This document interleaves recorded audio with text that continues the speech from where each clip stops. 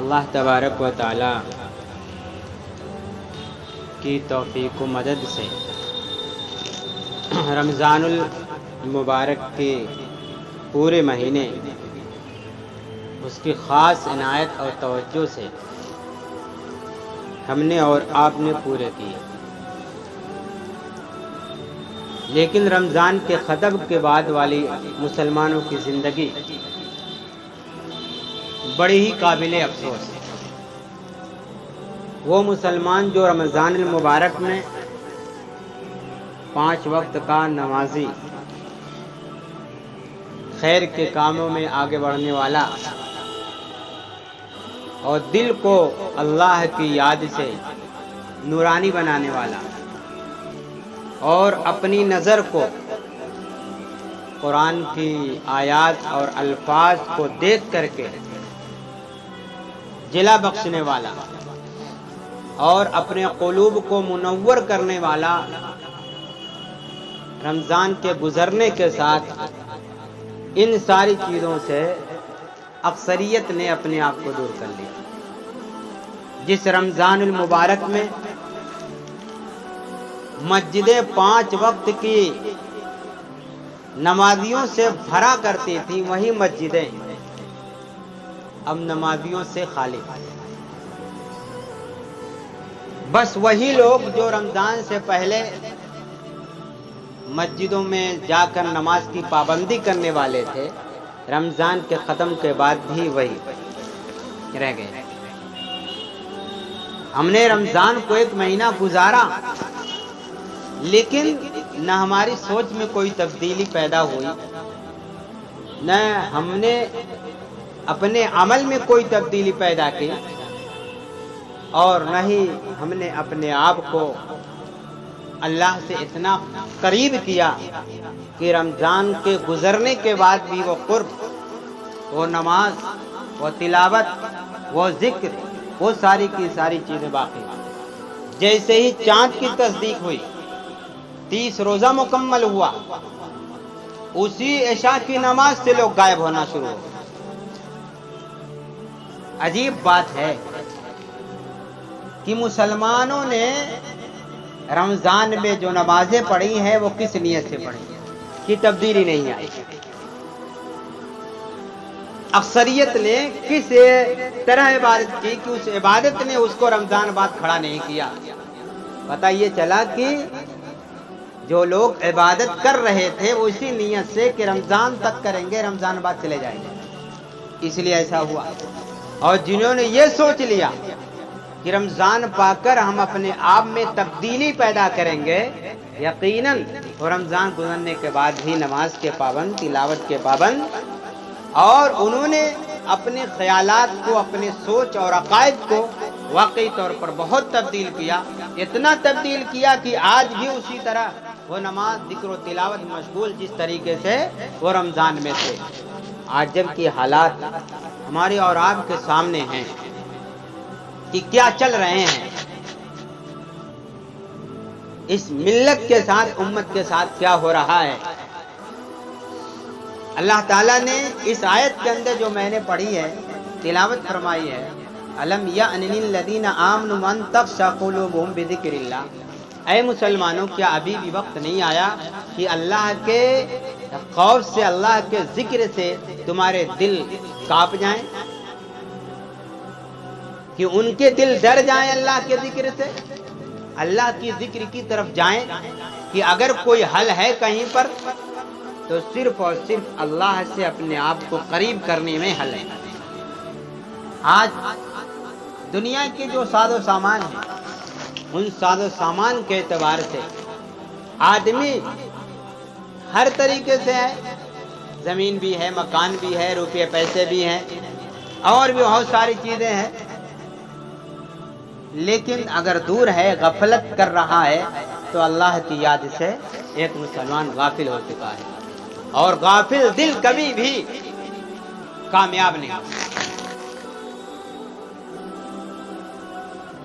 غافل دل پر اللہ تعالیٰ غیروں کا خوف ڈال دیتا ہے، وہ کھڑا نہیں ہو پاتا حق کے لیے، مسجدوں کے لیے، مدرسوں کے لیے حق کی آواز بن کر وہ دوسروں کے سامنے کھڑا نہیں ہو پاتا، بلکہ ایسا غافل دل وہ دوسروں کے ساتھ جا کر کھڑا ہوتا ہے، حق کے ساتھ کھڑے ہونے میں اپنے آپ کو عار محسوس کرتا ہے، کیونکہ غیر کے پاس وقتی طور پر طاقت ہوتی ہے، افراد ہوتے ہیں، اکثریت ہوتی ہے، وہ یہ سوچتا ہے کہ اکثریت جس طرف ہے اسی کی طرف جانا چاہیے، شریعت جس طرف ہے اس طرف سے وہ مسلمان اپنے آپ کو دور رکھتا ہے۔ حالانکہ یہ اس کی سوچ نہایت ہی گھٹیا سوچ، نادانی والی سوچ ہے کہ اپنے آپ کو کس نے لگایا؟ اگر زندگی اللہ نے دی ہے تو واقعی طور پر میں صاف کہتا ہوں حق کے ساتھ جی لینا ہی ہے ہمارے لیے اور آپ کے لیے فخر کی بات ہے۔ اگر ہم نے دوسروں کے مطابق زندگی جی لیا، دوسرا ظلم کر رہا ہے ہم نے ظلم کا ساتھ دیا، مسجدوں کے ساتھ غلط کر رہا ہے ہم نے اس کی حوصلہ افزائی ساتھ رہ کر دیا، اس کے غلط کام کی ہم نے تردید نہیں کی، انکار نہیں کیا، یقینی طور پر صاف طور سے اللہ تبارک و تعالیٰ ایسے تمام لوگوں سے کل میدان محشر قائم ہوگا۔ اللہ تعالیٰ ایسے لوگوں کو کھڑا کر کے پوچھے گا تمہاری وجہ سے ہمارے گھروں کو بہت سے ہمارے گھروں سے دور ہوئے، تمہاری وجہ سے ہمارے گھر کو نقصان ہوا، تمہاری وجہ سے بہت ساری چیزیں پیدا ہوئی ہیں، بتاؤ تم نے ایسا کیوں کیا تھا؟ کیا تمہیں مجھ جیسے رحمان سے پیار نہیں تھا، انسان سے پیار تھا جس سے دنیا کا کچھ ذاتی مفاد حاصل تھا، تم نے اس کا ساتھ دیا؟ میں رحمان ہوں، میں تمہارا کام بناتا ہوں، ہاں میں تمہارا کام بگاڑتا ہوں، میں تمہاری سنتا ہوں، بیمار ہوتے ہو بیماری سے شفا دیتا ہوں، صحت نہیں ہوتی ہے صحت دیتا ہوں، تندرستی دیتا ہوں، روپیہ پیسہ دیتا ہوں، کیا ہے بدن چھپانے کے لیے لباس دیتا ہوں، پیاس بجھانے کے لیے پانی دیتا ہوں، اور دیگر حقوق کو بجا لینے کے لیے، ہاں رشتے احباب سے ملنے جلنے کے لیے میں تمہیں طاقت دیتا ہوں، ساری چیزیں تو میری طرف سے۔ لیکن جب مجھ جیسے رحمان کی گھر کی بات آئی، مجھ جیسے رحمان الرحیم کی بات آئی، تم نے کیا کیا؟ غیر اللہ کا ساتھ دے دیا، تم نے مجھے چھوڑ کر رحمان کو چھوڑ کر شیطان کے نقش قدم پر چل پڑے، بتاؤ جواب دو تم نے ایسا کیوں کیا تھا؟ کسی کے پاس کوئی جواب نہیں، کسی کے پاس کوئی جواب نہیں۔ ایسے لوگ گھر پکڑ لیے جائیں گے، اللہ کہے گا جن کا ساتھ تم نے دنیا میں دیا تھا جاؤ ان سے مسئلہ حل کرو، یقیناً وہ خود پھنسا ہوا ہوگا، یہ ہے دوسرے پریشان حال کی پریشانی کو کیا دور کرے گا، وہ خود پھنسا ہوا ہوگا۔ پھر وہی ہوگا کہ تمہاری وجہ سے میں برباد ہوا، تم نے مجھ کو ایسا کیا، اللہ کہے گا چلو تم دونوں برابر کے مجرم ہیں، غلط کرنے والے بھی غلط کا ساتھ دینے والے بھی غلط کی حامی ملانے والے بھی سب کو سب غلط ہو، چلو تم کو اب سزا ملتی ہے۔ آدمی سوچتا ہے کہ کون وہاں کی زندگی دیکھا ہے، یہاں کی تپش برداشت نہیں ہوتی، وہاں کا تو معاملہ ہے آدمی ہے سوچے تو ہے رونگٹے کھڑے ہو جاتے ہیں بدن کے، اگر ایمان ہے تو۔ اللہ فرماتے الم یان للذین آمنوا ان تخشع قلوبهم بذکر اللہ، ابھی بھی اللہ کے ذکر سے ایمان والوں کے دل کانپ نہیں رہے ہیں؟ کیسے کیسے حالات اللہ ڈال رہا ہے ہم ایمان والوں کو سمجھانے کے لیے، اپنا رخ ہمارا رخ اپنی طرف کرنے کے لیے۔ یقینی طور پر اللہ تعالیٰ نے قرآن کے اندر فرمایا فَفِرُّوا إِلَى اللَّهِ، جب کوئی حالات آئیں، پریشانیاں آئیں، تنگ دستیاں آئیں، دیگر چیزوں کا ہے یقین بعد دیگرے مسلسل حیرانی پریشانی کا ہے انبار لگ جائے، تو ایسوں میں حل کیا ہے؟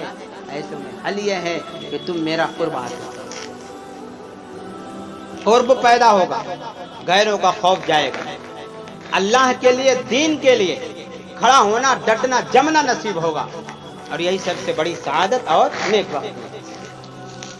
حق کے ساتھ جینا ہی سعادت ہے، یہ سعادت بزور بادوں نے تان بخشت خدائے بخشندہ، یہ تو نیک وقتی ہے۔ اللہ جس کو چاہتا ہے اسی کو نیک کاموں کے لیے کھڑا کرتا ہے، اللہ جس کو اپنا قرب نصیب کرنا چاہتا ہے اسی کو ایسے نیک کاموں کے لیے توفیق دیا کرتا ہے۔ ہاں وہ اپنے آپ پر جھنکیں، افسوس کریں جن کو یہ توفیق نہیں ملتی، جن کو یہ دولت نہیں ملتی۔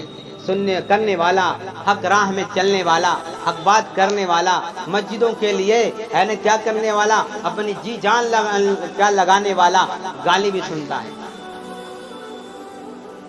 اس کو ذلیل رسوا کرنے کی کوشش بھی کی جاتی ہے.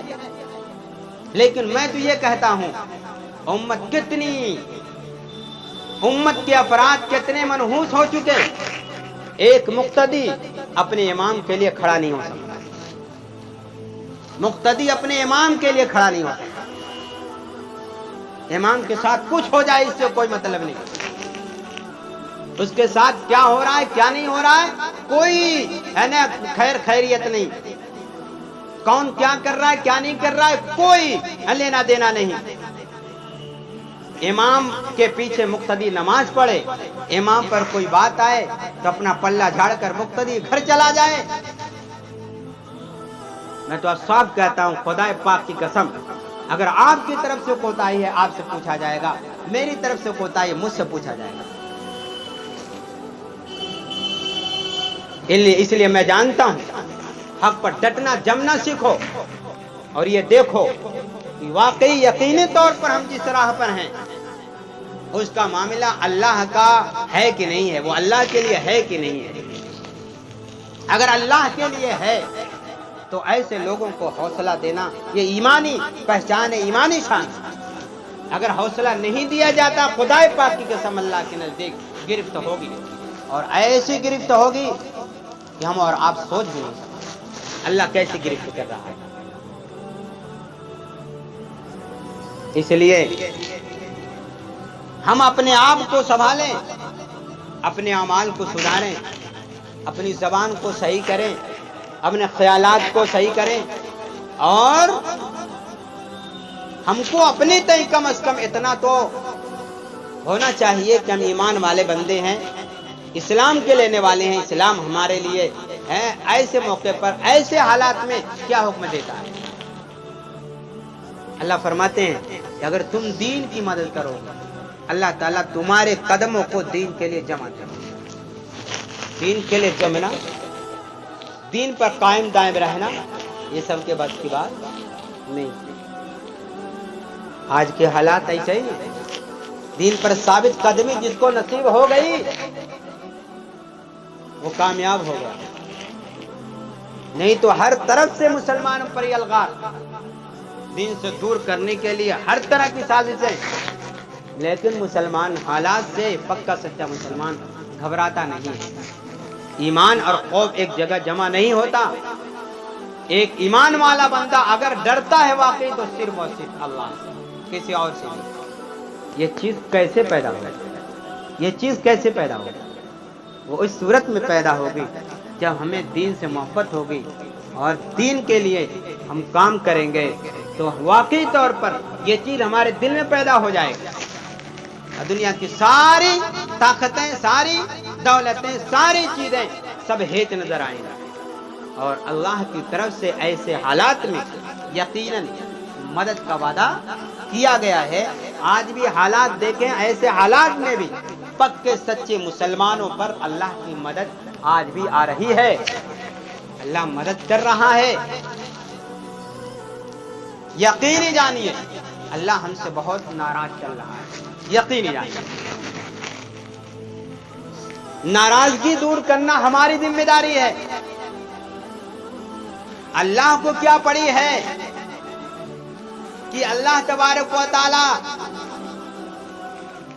ہمارا محتاج تو ہے نہیں, ہم خدا کے محتاج ہیں. اس لیے گھڑی گھڑی میں اللہ کی ضرورت ہے, اللہ کے قرب کی ضرورت ہے, اللہ کی رضا کی ضرورت ہے, اللہ کی مدد کی ضرورت ہے, اللہ کی توجہ کی ضرورت ہے.